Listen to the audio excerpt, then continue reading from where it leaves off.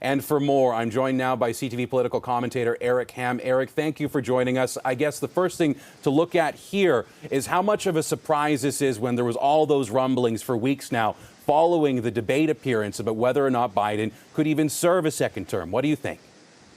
I think this is still very shocking. And it's shocking in the sense because I don't believe this is a decision that the president made lightly or even willingly.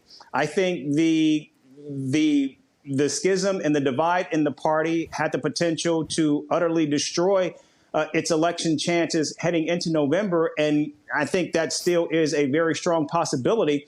And now what this does is this, from a historical perspective, does not actually put the party in a stronger footing heading into the election, because we've seen this play out before and it did not work out well for the party. Of course, they're hoping against hope that things will be different this time around.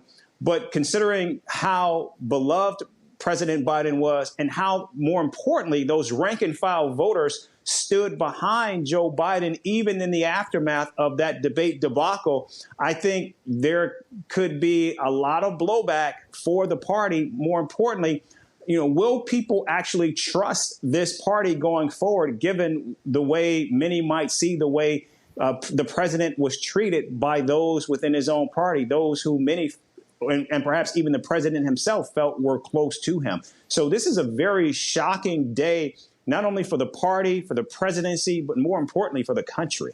And thinking about all of those divided silos amongst the Democratic Party, in terms of what's next, we do know that the president is asking his supporters and also his backers, his financial donators, to support Kamala Harris in what could seemingly be an open floor for the nomination for the Democrats. So going forward, with all of these different groups that seemingly have divisions amongst them, and there's not necessarily a rudderless situation here, but how does this party potentially come together and even pick their presidential nominee at this point? Given the way the rules are already laid out, there's no one else who could actually serve in that role outside of Kamala Harris, because while Joe Biden technically, theoretically can release his delegates, and which means they're uncommitted now, if Kamala Harris is going to be the nominee, then technically, because she was on the Biden ticket, those delegates should go to her, which means that would not leave room for there to be this open primary like some are actually calling for. In addition to that, we know many of the people who many of these donors would like to see actually in the running, in addition to perhaps Kamala, people like Gretchen Whitmer, the governor of Michigan, Gavin Newsom, the governor of California. They've already made clear that they will not actually serve on a ticket this election cycle.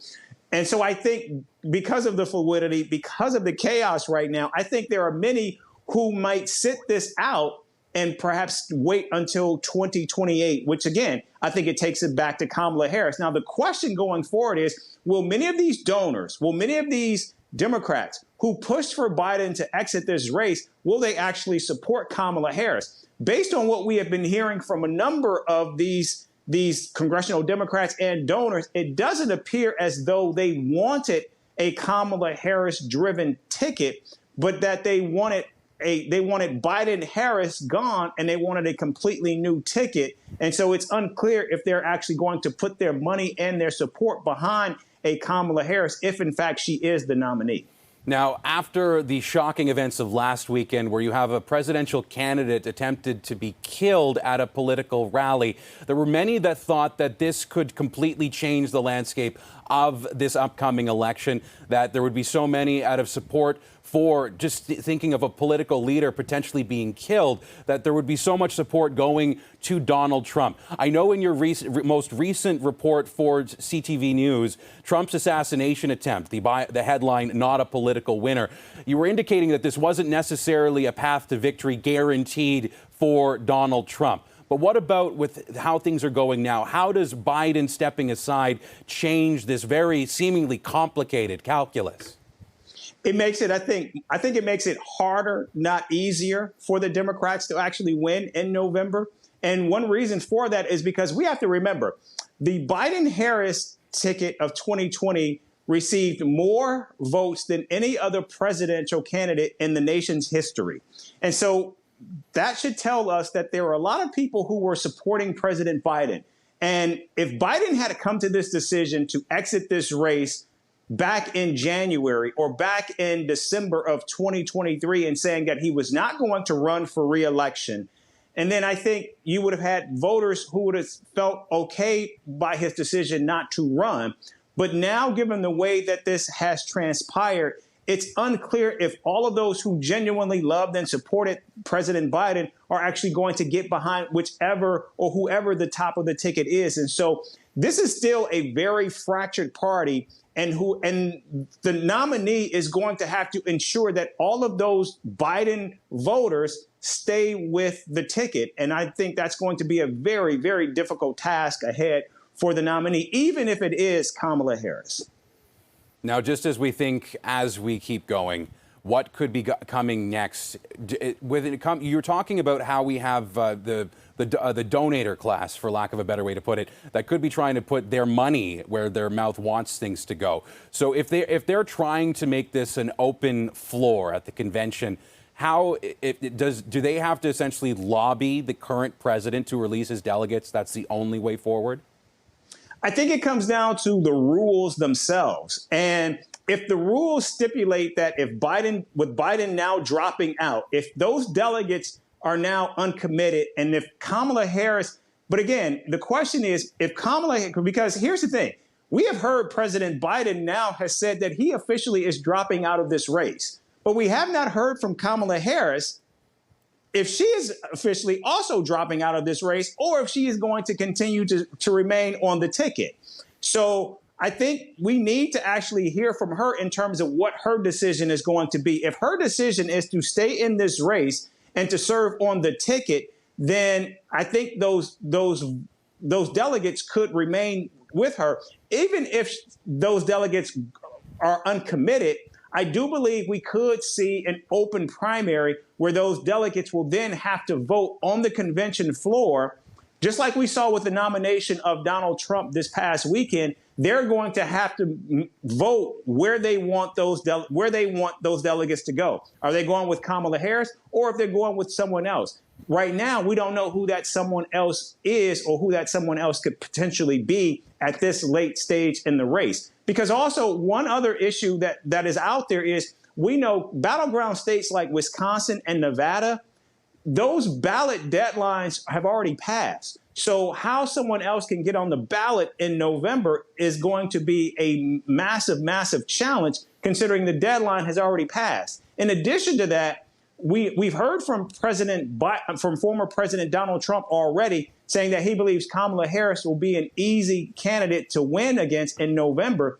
But will the Republican Party actually challenge if there's someone else on the ballot other than President Biden and or Kamala Harris? So this is all still very fluid. And I think if the donors, if they want bad enough, look, we've just seen they've actually just moved out a sitting U.S. president. So if they want this to happen, I think they can make it happen. But again, I think it only continues to weaken the party as it looks to November.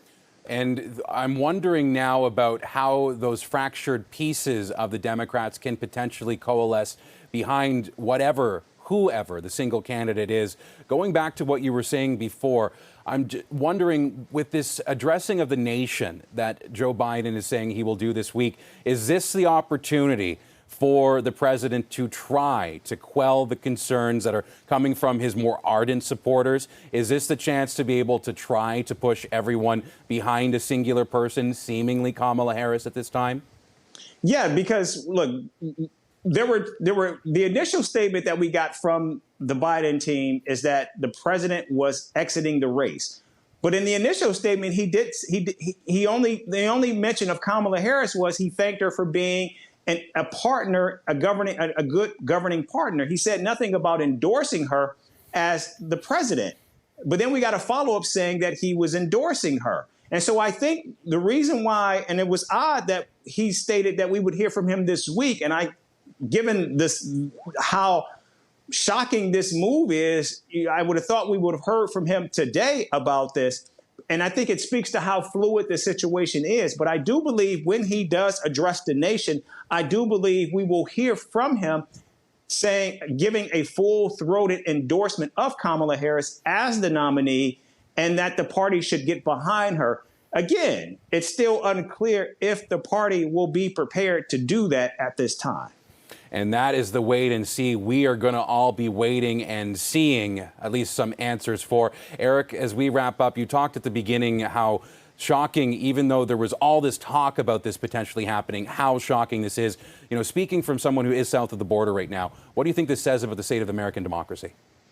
You know, that's a really good question. I'm so glad you went there, because we have seen seismic elections take place in the UK and France. And now you have these elections in the United States, which do appear as though democracy is in crisis, at least American democracy. And I believe it is at this point.